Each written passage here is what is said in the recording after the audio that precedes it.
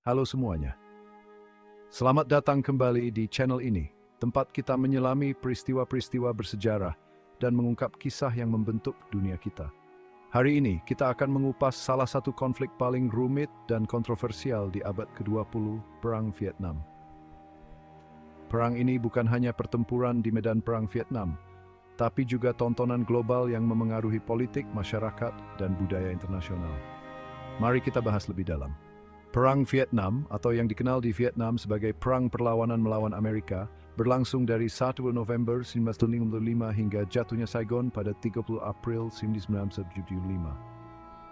Perang ini utamanya merupakan pertempuran antara pasukan komunis Vietnam Utara yang dipimpin oleh Ho Chi Minh dan pemerintah Vietnam Selatan yang didukung oleh Amerika Serikat dan sekutu anti-komunis lainnya.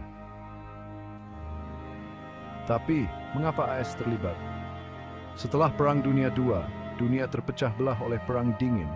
Blok Barat dipimpin AS dan sekutu NATO-nya, dan Blok Timur dipimpin Uni Soviet dan sekutu Pakta Warsawanya. AS melihat keterlibatannya di Vietnam sebagai langkah penting untuk mencegah penyebaran komunisme, tidak hanya di Asia tapi juga secara global. Kebijakan ini dikenal sebagai teori domino.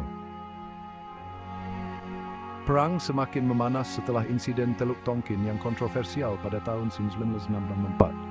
Insiden ini mendorong Kongres AS untuk meloloskan resolusi Teluk Tonkin yang memberikan wewenang kepada Presiden Lyndon B. Johnson untuk membantu negara Asia Tenggara manapun yang pemerintahannya dianggap terancam oleh agresi komunis. Selanjutnya, terjadilah salah satu kampanye pengeboman paling intens dalam sejarah militer, yaitu Operasi Rolling Thunder. AS menjatuhkan jutaan ton bom di Vietnam Utara dengan tujuan melemahkan rezim komunis. Di medan perang, pertempuran berlangsung brutal dan sengit. Perang gerilya yang dipimpin oleh Viet Cong, pasukan komunis Vietnam Selatan, dihadapi dengan metode konvensional dan non-konvensional oleh tentara AS dan Vietnam Selatan. Hutan lebat Vietnam menjadi medan perang yang mematikan dengan jebakan dan penyergapan di setiap sudut. Perang ini menimbulkan korban yang signifikan, tidak hanya pada tentara, tapi juga pada warga sipil.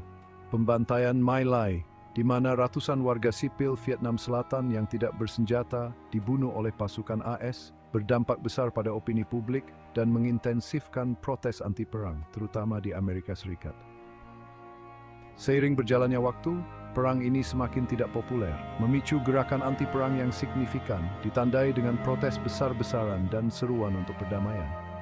Tekanan publik ini akhirnya memengaruhi kebijakan AS, yang berujung pada penarikan pasukan Amerika pada tahun 1973. Jatuhnya Saigon 2 tahun kemudian menandai berakhirnya perang.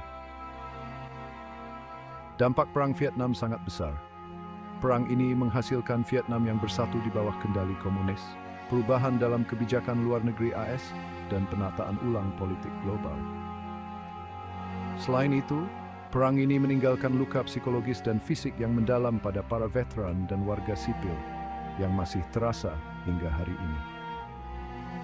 Perang Vietnam adalah pengingat kuat tentang kompleksitas konflik internasional dan konsekuensi jangka panjang dari keputusan politik.